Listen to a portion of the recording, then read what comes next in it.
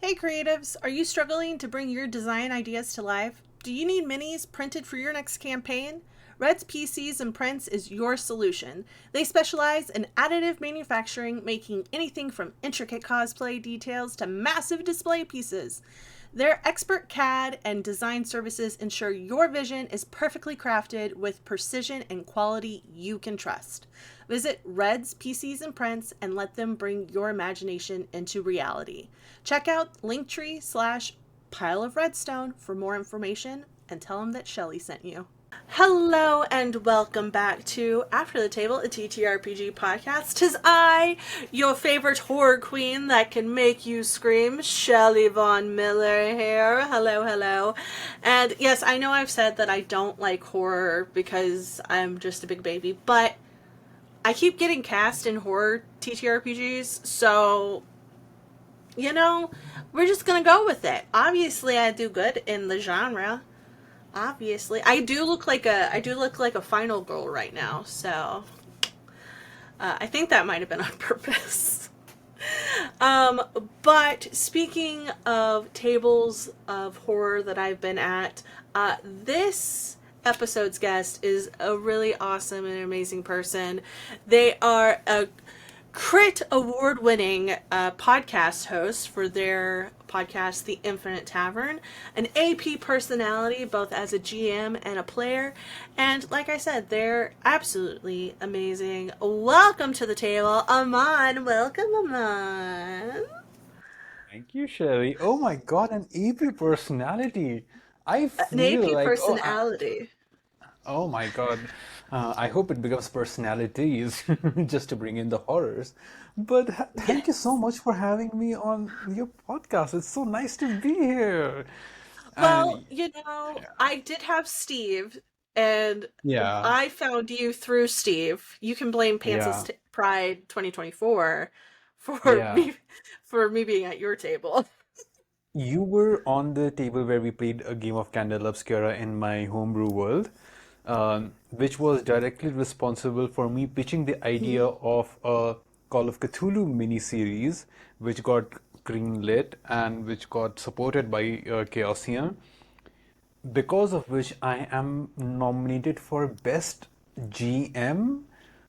So, like, you are part of the reason why I am like nominated as best. I'm kind Don't of being known as the horror thing. So, like, oh I my God. I like it though. I think there's a way that you approach horror that's a little bit different. Like yes, there Mhm. is like that uh you know um gory aspect. There is like the monster esque Hmm. way that you do horror, Yeah. but there's like a I don't know, it feels more like you're attached to the characters than you are to like Yeah. whenever you watch like a horror More than the movie or anything like that. monsters or the entity, you might call it. Yeah. Yeah. I try to make my entities like really gory and really evil. Uh, but it's almost like I don't know if people have seen the movie Godzilla minus one, but Godzilla is like the monster, but you're really mainly horrified because of, either certain actions people are doing or certain things that they're going through, which might not be Godzilla related.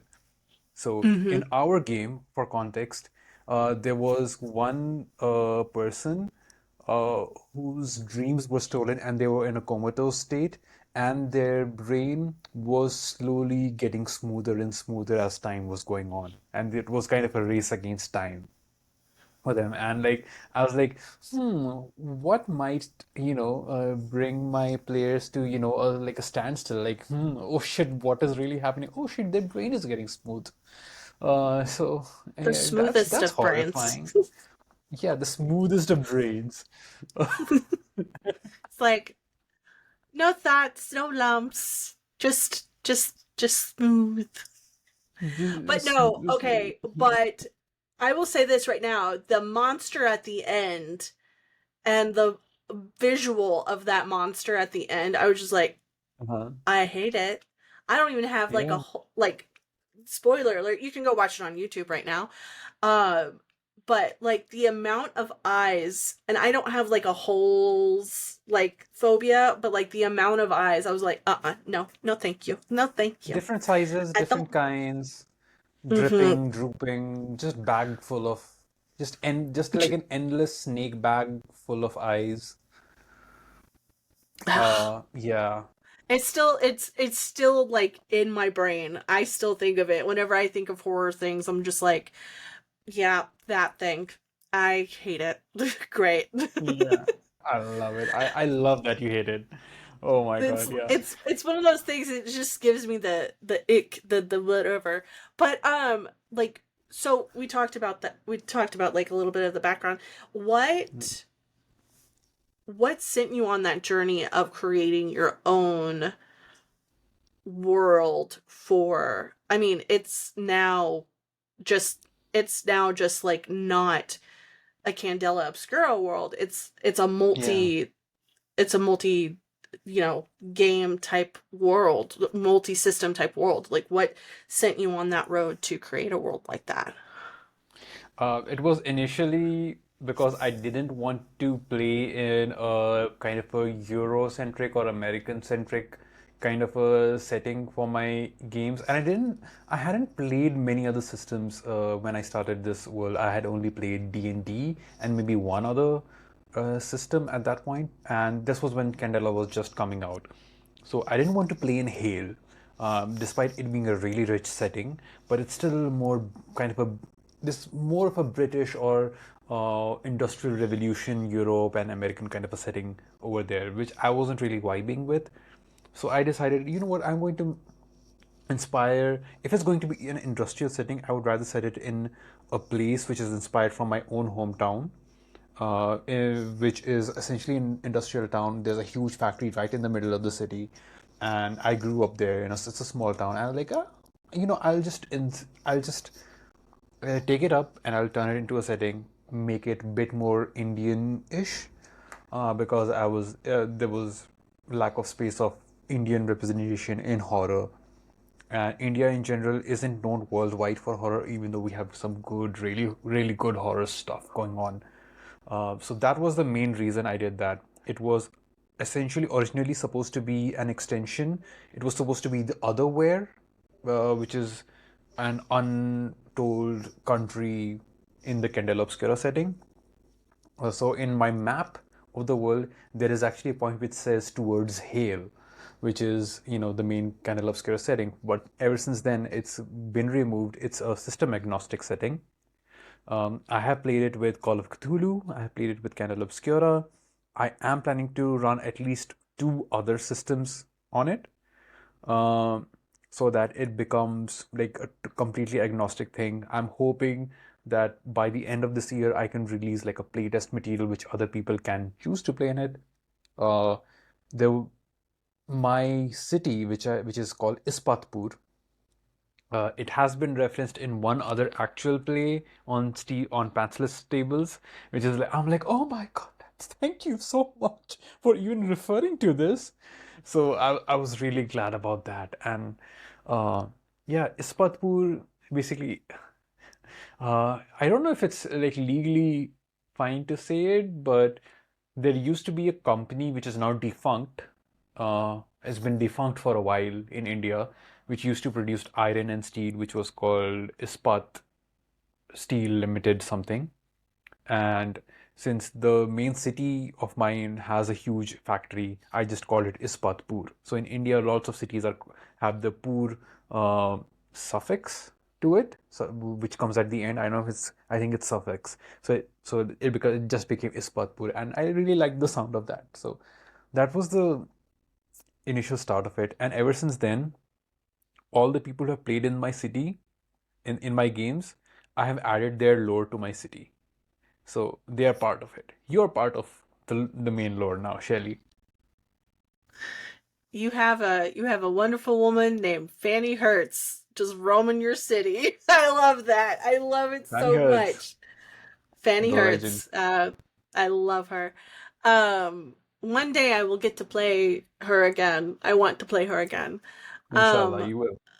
yes. So I mean, okay, you're creating a system agnostic. How do you approach something like that?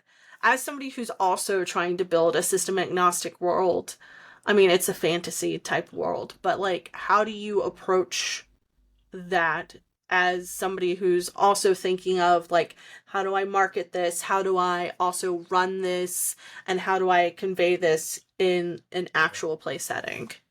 Especially with different mechanics, with different systems. So how I'm actually approaching this is in two levels. One in at a story level, and one in a way in which people can easily convert it into whatever settings that they can.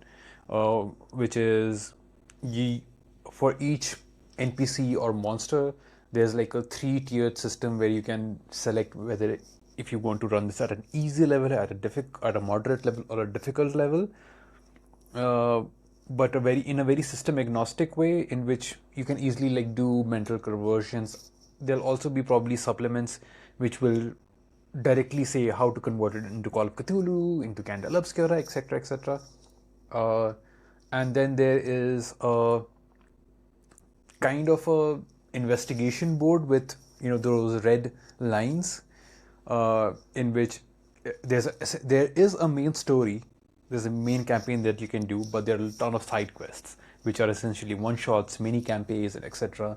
But you can choose certain paths in which you can play the main story in a way, if one needs to. So that's how I'm planning this to place out to be. I have been promising to put this on playtest for 2 years now, but hopefully by the end of this year, something or the other might should be coming out. As somebody who's also been working on my world for a while, I totally understand. It's just like, I've got other things to do, or like, it's like you get stuck and you're like, well, how do I approach this? And like, how do I make this to where it doesn't seem just like one system that I'm leaning on? It's, yeah, no, I get it. And I then you've got get like, it let me so do hard. this other cool thing for a while, and then I'll get back Yeah, to it, and then no, it's 6 months gone. hey, I'm doing a podcast instead of writing a book and a world. So, hi. I mean, yeah, I know. In the time that I could have spent writing about Ispatpur, I am writing an entirely new game system, which is carved from Brindlewood system, which is actually slated to come out as a zine in October via Plus One EXP. Uh, and I'm also working on an actual play which I've been working for a long time, which is the Godkiller Qismat. And I could have been doing Ispatpur all this time, but I'm like, I want to put a pin in that. Maybe I'm not getting all the ideas right now. Maybe if I do all of these other things, something might click for me, which I can then my, which I can then put on Ispatpur, and then it'll come out even better than what I thought. So, it's always a case of procrastination plus creative burnout at a certain level, where you're like, I really want to write this, but my brain is not braining anymore. It's braining in a different direction, which is not this. And if don't do that, then I won't be doing this anyway, so might as well do that. So that's No, where I'm I at with it. totally get that. Yeah. No, that's I think a lot of people can can reminisce and kind of feel that at some level, because you're just like, especially in the creative field, I feel like we as creatives just we see another thing that we'd rather do, and it's just like, I'll get to that project later, I'll put a pin in this, maybe I can, whatever, I'll help my friend do this thing. It's a whole bag of worms that once you just like go into the twisted ball of yarn, you're like, oh, well, I'll get to the other side eventually. Yeah. I mean, we recently for the Infinite Tavern, for which we won a Mhm. Creative Award last year. Again, a huge thank you to Creative Awards because it like opened so many doors for us. Um, like we had to go on. I just literally put it up. We are taking a mental health break because we have episodes recorded and almost edited or like half edited, but I'm like, I cannot edit this at the moment. Because we try to make it as accessible as possible. We try to edit it nicely and we try to caption it nicely so everything's like, correct and everything, but it takes a lot of time to edit. And I'm like, I cannot do, I'm doing too many things. Something's got to give. And Raghav and I talked and we were like, it's good, we should take a break. We haven't taken a good break in a while. We can come back, we can do this in a different format, bring that joy back instead of being like, okay, this is a thing that I have to do, so I'm doing it. Because we're not being paid for it, so we might as well do however the hell we want it, uh, you know, to do it, actually. Yeah. Yeah. And speaking of the podcast, so yeah, you won Mhm. you won for best podcast host last year for or 2024 for the Crit Awards. What how does that feel? And also what was the motivation to start a podcast? Similar, I mean, there's tons of podcasts that talk about D&D and TTRPGs and interview people. I mean, hey, this one too.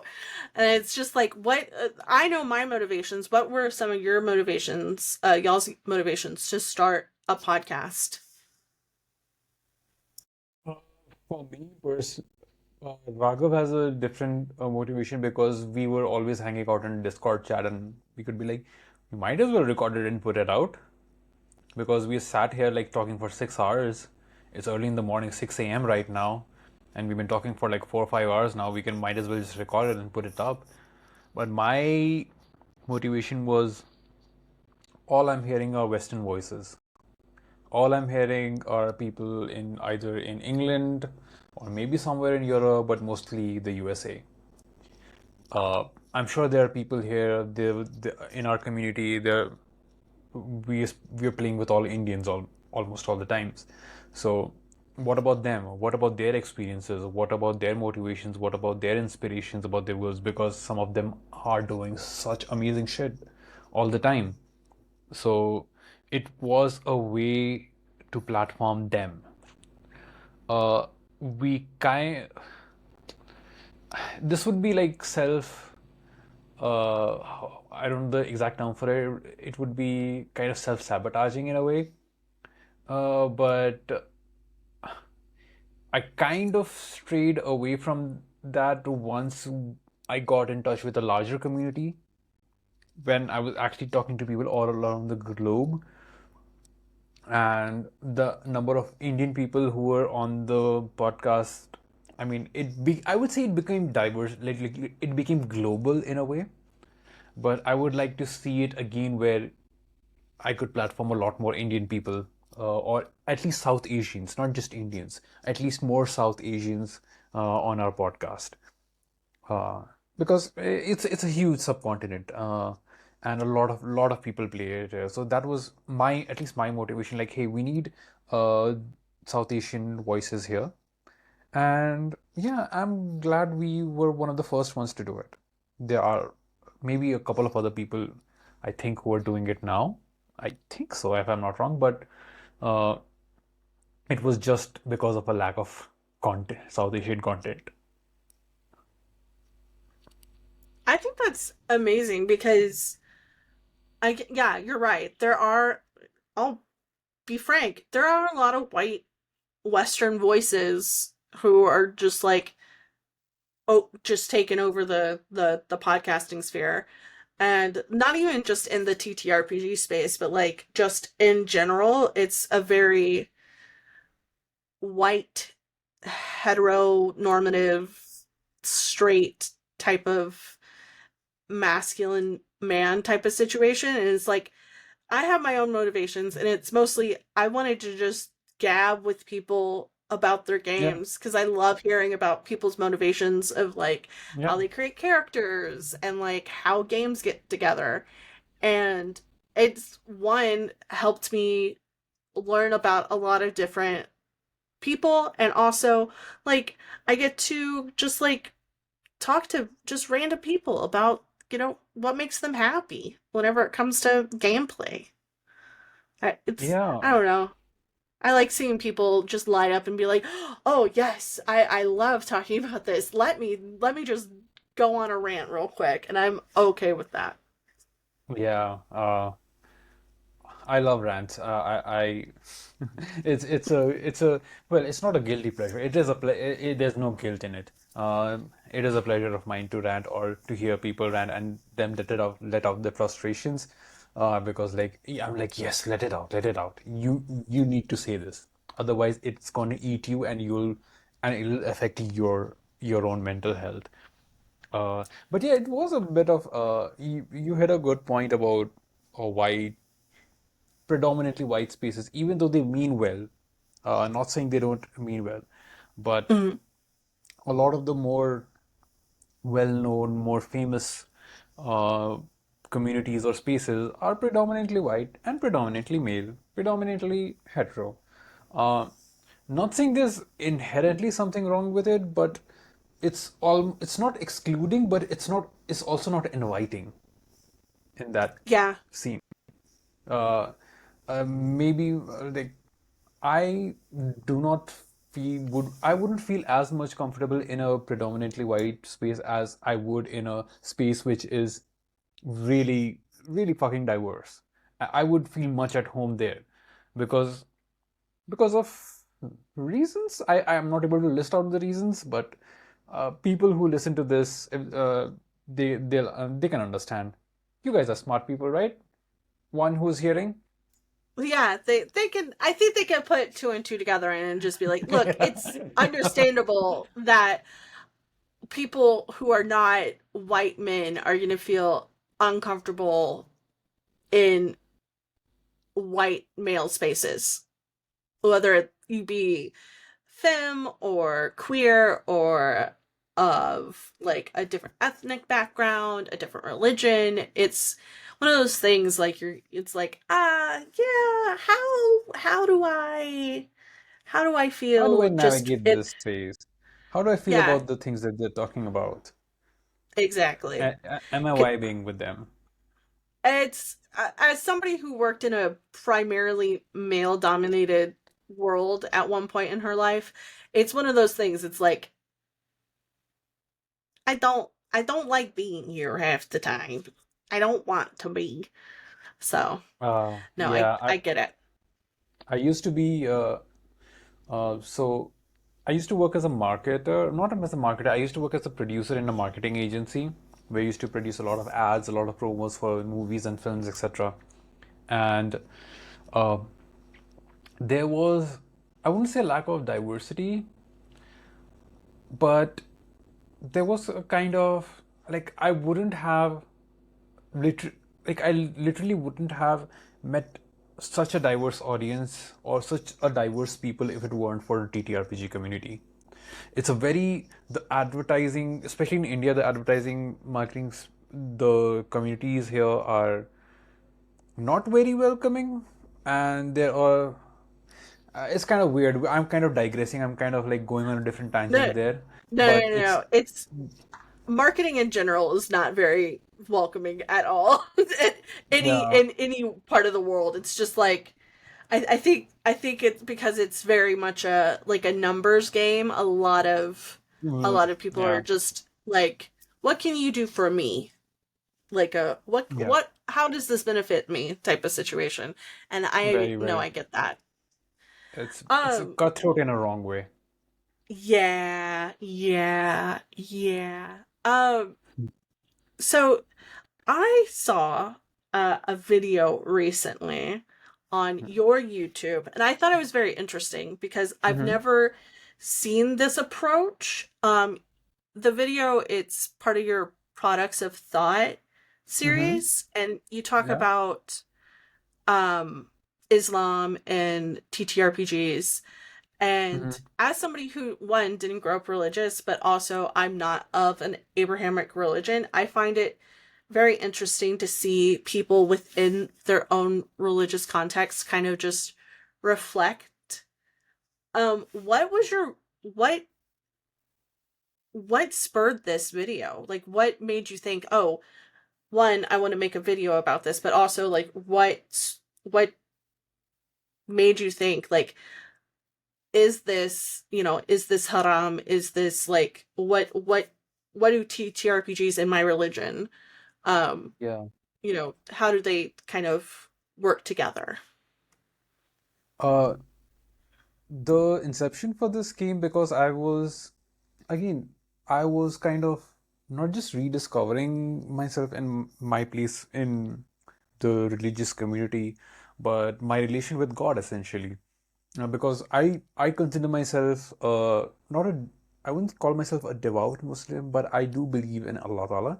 I do believe in the teachings of Islam. That's my personal belief. And the teachings of Islam, the kind of is I wouldn't say restrictive, but they don't allow for certain things.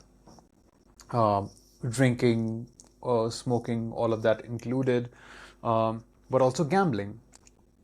Uh, in those times, there wasn't a concept of TTRPGs or board games. Uh, so, how does that fit in essentially? And it's all about how do you interpret the text? What is the message behind the text that they're trying to say?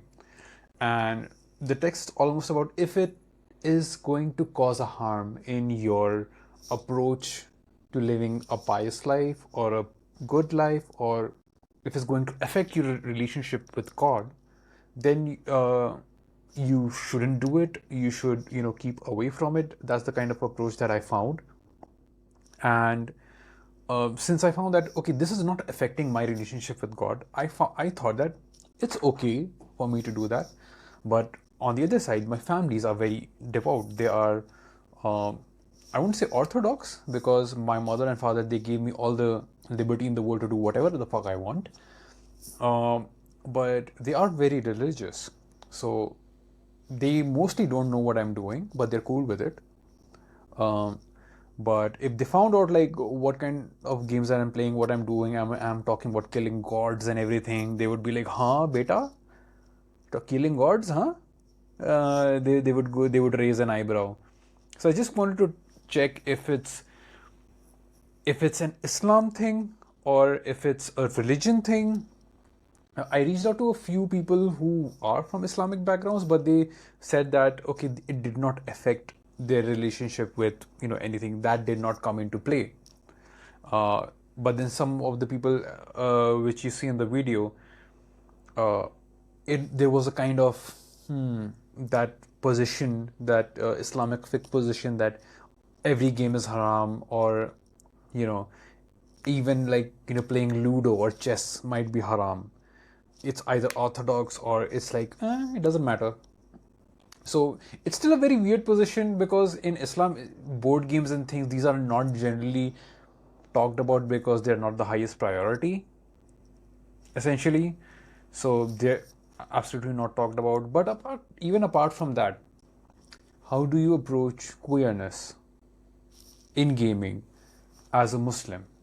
For me, it was never a question about okay, am I a Muslim?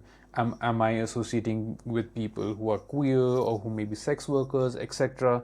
Which for some people it will be a huge problem for them because of certain things that they have been taught, maybe certain exposure they've gotten to certain people or certain teachings.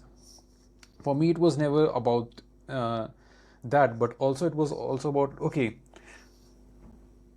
it's not that I'm cool. I am cool with it, and I'm like, they're living their life. Let them live their life. Is it affecting you? Is it affecting me? Is it affecting my relationship with God? It was not. So I had to like talk to people, talk to my family members. Hey, these are the people I'm working with. If you have a problem, you have a problem. But I'm not gonna change because you think that I should not interact with certain people, because see, homophobia and queerphobia is still a huge thing in South Asian communities. Like that's just the elephant in the room which people don't talk about. And still pretty much there in, unfortunately, in the TTRPG community, uh, and in the Islamic world, which people don't talk about. But generally, people don't mind people, because it's, again, there are so many horrors in the world right now. This is this is a non-issue. This becomes a non-issue. Like, if somebody's queer, it's okay. I mean, it's okay, kya? Matlab, it's it's absolutely fucking normal. The thing is, are you able to break out of the system of capitalism? That's the main issue that we need to talk about. That that's a yeah yeah that's a whole nother can of worms that a lot of Yeah. people need to come to. I That's I yeah I don't know if I answered your question, Shelly. I'm so sorry. no I no I that's just go no on it different works tangents. no here's the thing how you I mean you answered it perfectly because I as I mean like I've worked in countries that are primarily have Muslim people and like not a lot of Hmm. other people. I mean I worked in Iraq and Afghanistan, Hmm. like I worked in Kuwait, like it's one of those things. It's like how and again you're right, they're more worried about how they're going to get food on the table and how they're Yeah. going to make sure that their family is taken care of. They're not really caring about like if someone's a homosexual or if somebody's pretending to be a knight in a fantasy world. They're more Yeah. you know the day to day.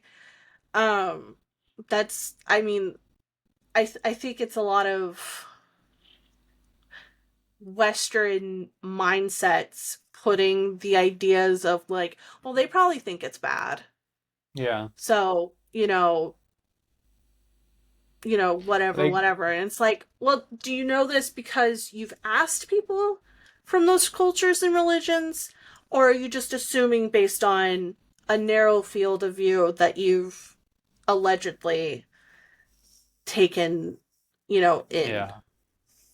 Yeah. So, My father, bless his heart, he's very old now.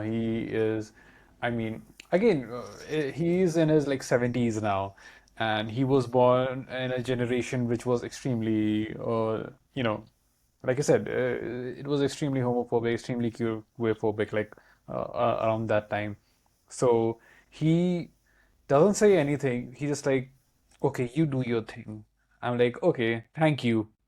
Thank you for not adding to that conversation. Thank you for, just not pitching in.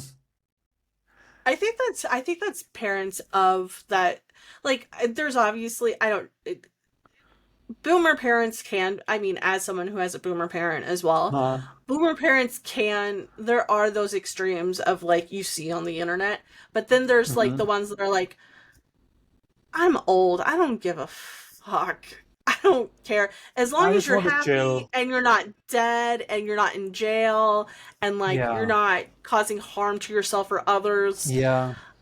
whatever. Out of sight, out of mind, whatever. I don't Yeah. care. And I Yeah. think It's I think completely that's a that. lot of, but that's also how latchkey kids are in general. Just like, I don't care, whatever. Your life is your life. And I think Yeah. we're trying to get better about it, but whatever. I don't know if you've heard of the term latchkey kid, but it's a thing in the States where parents of like the boomer generation, the like the ones after World War II, they were constantly at work, so there was never a Huh. mom or a dad or a parent. So like kids would have to like Okay. have keys underneath the doormat, or like the door was always unlocked, and so you were always just letting yourself in and like cooking yourself food and taking care of You raised yourself. yourself. Yeah, yeah, a lot of people my age have raised themselves in the States, at least in the States. I can't attest to anybody else in elsewhere where in the world, but I kind of did too. I think at one point, because mother used to work in a different city because she couldn't get transferred. She worked as a school teacher and as a state school teacher, and they weren't transferring her to our city where I was living in. And my father was working as a uh, was working in a factory and in an admin role, and it was just me for like at least 4 or 5 years during my mid to late teens, where I had the key, I had a bike, I was driving a car as like a 14, 15-year old, going to and from school and etc. and all of that jazz, cooking the food, cleaning the house, washing my clothes, all of that thing. So yeah, I get that. I get that. Uh, Did is that was that when you got into like fantasy and like or like learning about gaming and things like that? Like how did you start going into like the TTRPG type of situation? so again, I've been cooking up stories in my mind since I was a little child, and the first time I held a GI Joe in my hand in the 90s. I was cooking up stories right back then in a small village in India, uh, and I draw a lot. Like I've been drawing since I was like 5 years old. I was a left-handed person, which to a lot of people's dismay was at like, left-handed. It's he's cursed. That kind of a situation. But yeah, I'm a proud left-handy. I was cooking up stories for a while. I didn't get into fantasy till my late teens. Before that, I was completely into football, into uh, European football, soccer. Uh, and I was writing novels about footballers and their lives. I have like a 30,000 word, not document, but a diary about a story twin about twin brothers who grew up to be footballers, soccer players, and I wrote it when I think I was in fifth and sixth grade. It's really bad. It's really badly written, but it's a fantasy. And I actually got into fantasy right around the time of the Nolan trilogy, I would say, because at that point I was really getting into DC and Marvel. And my friend just gave me a copy of, hey, check out this book called A Game of Thrones. And he just said, you know what the writer does? After if you think this is the main character will die. I was like, bitch, did you have to say that? Did Did you you really? have to spoil it? But no, like that got me into it, and then the extended LOTR trilogy, generic stuff got me into Yeah. fantasy. But the main thing which really, really captured my heart was the Wheel of Time. Because I'm a huge Wheel of Time nerd. Like I have read the books so many times, uh, and we, I was reading at the time where I was visiting a literature festival with a few friends in college, and a couple of them were literally so whimsical friends. I mean, the group doesn't exist anymore. Rest in peace, that group. Uh, Lives moves on, you know. Uh, but we call ourselves the existential leprechauns, and which is such a weird, funny name when I think about it right now. What we did one day was all of us were sitting around, and we were like, we all of us have read one or two fantasy novels. Let's make up a fantasy world. Let's each of us create a character that we will embody with uh, and our characters will have special powers and they will come from special regions. They will be special races or ancestries, and there will be a story. And we didn't plan of, like, okay, uh, we will write this into a novel or anything. It was just us coming up with worlds.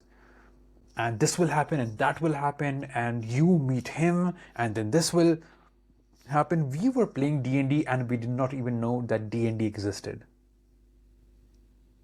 It was like 1 year later that I saw that what's what's Geek and Sundry doing? Because I got into Geek and Sundry through um Mystery Science Theater. I think they were doing they had done a Kickstarter or something.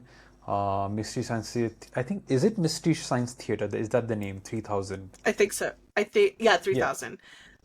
That's funny Yeah. because I got into Geek and Sundry because of the Guild, because I was a big fan of Felicia Day, Okay. because Yeah, I saw love Felicia Felicia Day Day. and Buffy, Yeah. and yeah, so that's Uh, funny. Geek and so Sundry bringing everyone together.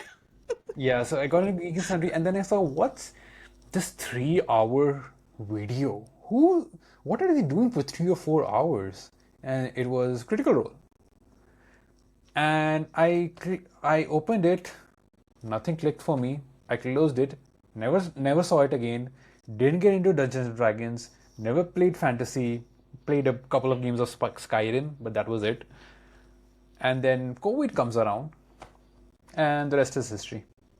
I mean, as the story goes, Dimension Yeah. 20, College Humor, Dropout, Critical Role, all of that jazz. That's Yep. the No, basic gist of it. no, I get that because that's when I started doing D&D, was because of COVID. Like Yeah. I found, uh, Critical Role, and then it's snowball effect, and here we are now. Yeah. Here we are I now. feel like that's a thing. It's just like, oh yeah, Geek and Sundry. That it can all tie back sometimes to Geek and Sundry. I was never going to get into TTRPGs because my main thing was to be able to write and direct a web series or a movie. Mm. That's still my dream. I do believe that will happen one day. That you'll see a movie in which on which it will be written directed by Amaan. So it will happen one day, inshallah. Um, uh, but the closest thing that's happening right now to that is the Godkiller actual play that I'm doing. That's like literally the closest thing to a web series that I'm doing right now, honestly. Uh, Yeah, because Never thought of it. that's coming out as we're recording this, but like when Yeah. but By when the this is time I out, like think, you'll have three yeah, episodes, right?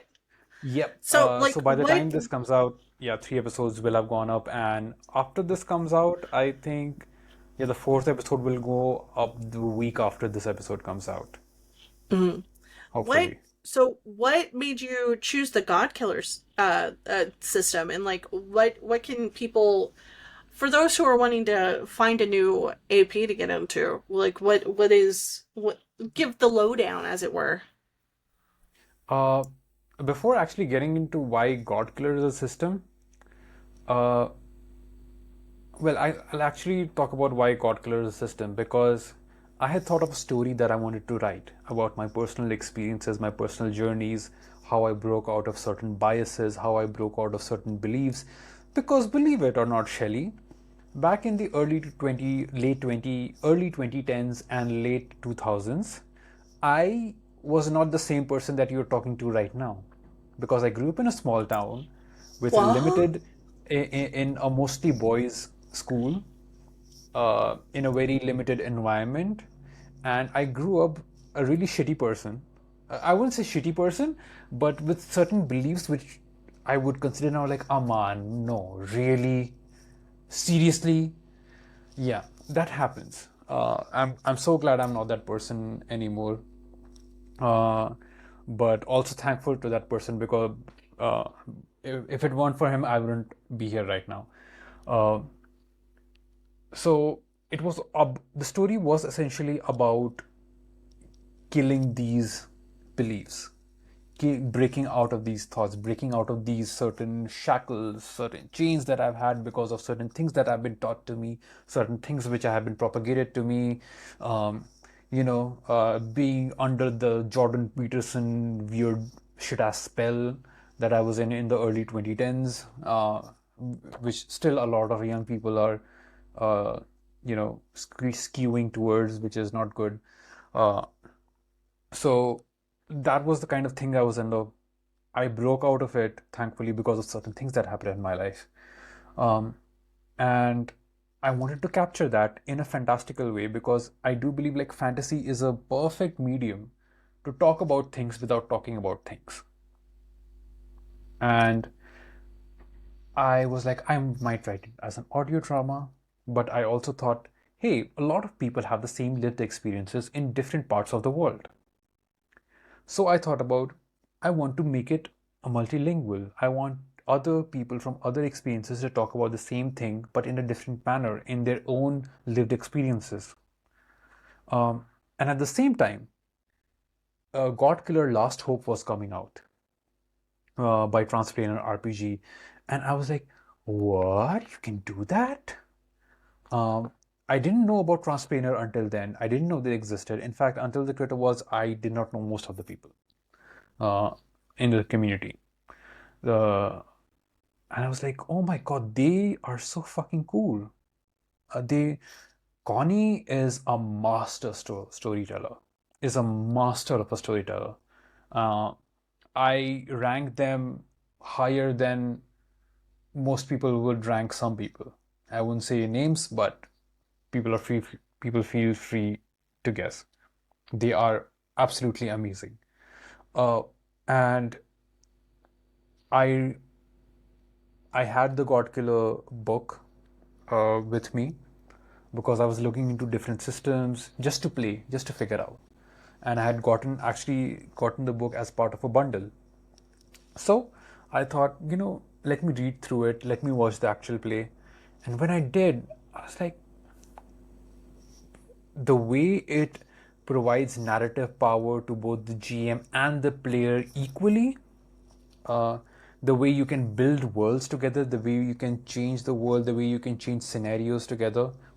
Uh, that was one of the main reasons I chose Godkiller to be like, the system which fits perfectly.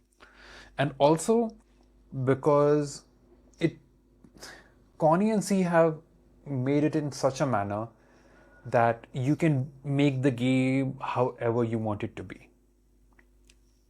I love the fluidity in the game. It is actually, yeah, that's the what I was looking for, the fluidity in the game. Uh, because the actual play I'm making is more akin to a web series than it is an actual play. The actual play doesn't serve to be a tutorial on how to play the game, uh, you know, uh, which a lot of actual plays are. You listen to an actual play, oh, that's how you play the game. This is not really it. If somebody wants to see how to play, I would rather point them towards Last Hope as well as First Blood on Transplanar because they wrote the game. They know it best. You know, this is more akin to an actual because a lot of things are actually recorded and played out of order. So, episode 3 was actually played and recorded before episode 2. Episode 5 was played after episode 6 was recorded, and so on and so forth. Like it's a whole mishmash of things, and it has come together so beautifully. I put a lot of pressure on myself by making it multilingual. So the main storyline, which is the story of Kala, the God Killer, who's played by Assis, that is played out as every alternate episode. And in between episode, you have these other main God Killers on different planets, which a planet which is dedicated, which is just hell, a planet which is just heaven, a planet which powers dreams for everyone, and a planet which, is where all life comes from. So instead of realms, we have planets essentially. And you're going from different planets to different planets, and every planet has a dedicated language. Every god has their own language, and that's why certain episodes are played in completely separate language. The main storyline is played in Hindi. The hell story is played in Spanish. The heaven story, or the paradise story, is played in French, and the dream story is played in Mandarin. And the finale is going to be in English, in which hopefully, if the players survive, multiple players will be there. If everything goes to plan, and if they live through, so the English will be the common language in which all of them can understand, essentially. So it's a very ambitious project. I'm not sure how many people will watch it, but even if like one person watches it and if not inspires them, it makes them go, "Oh, we can do this. I want to try something like this." Then I'll be like, "Succeeded, succeeded. I am a success because I was able to That's tell one person that, yeah, you can do this." that's amazing. Gosh. And It like the sounds complicated, translating doesn't and it? the editing and yeah, no, I understand why you're like, I don't want to edit on top of Yeah, editing. I On top of yeah, doing yeah, no, I yeah, get that. Yeah. because I have to edit Spanish, French, and Mandarin episodes, and I speak none of those languages. What okay. Hi, if anybody but oh my No, I gosh, have I that's have wonder I I have cannot wait. I can't wait till this comes out. While we're recording I this, obviously it's not out yet, but I cannot wait to watch this because this I is going to be amazing. I'm so thankful to Amazing. my world builders, my GMs, and my players. Assis, obviously, I love her. She's an amazing god killer. Uh, to Adrian for developing the world of Dozakh, which is hell, and Tomas Jimenez and Apollo Pierce for playing in that world, to Arsene and Marie Paul who played in French, and to Jack and Spectre for playing in Mandarin. Um, uh, and there was a funny thing because like I kind of uh, I I put it out like, yeah. does anybody speak Mandarin? Does anybody want to like GM in Mandarin? And Connie Connie Chang was like, oh, I wish I spoke Mandarin. I was like, thank you for even considering yourself, even if you can't, speak it fluently. I was like, Yeah. Oh wow. That's it was like this no, moment for no, I me. get that. No, I get that. Oh my gosh. Um, That is freaking amazing. Okay. Yeah, I can't wait for that to come out and watch that. That's gonna we be were so freaking supported cool. by we are supported by Transplaner in a way because Connie gave us some options for God That's Killers, awesome. uh, which is going to be inshallah in the full game, as well as C helping us out with the dramaturgy and actually talking about how to play that game, as well as Evil Hat for sponsoring, partly Hell sponsoring yeah. our series. And I think by the time this comes out, I think, yeah, I think Valiant Dorian has also sponsored a couple of episodes. Uh, yeah, so I mean, like, G's all around, you know? Hell yeah. Uh, Hell yeah. yeah. So, It's, yeah. Okay. If this is your time to plug your stuff, plug it, my friend. Tell them where to find the show, where they can find you, what the dealio is.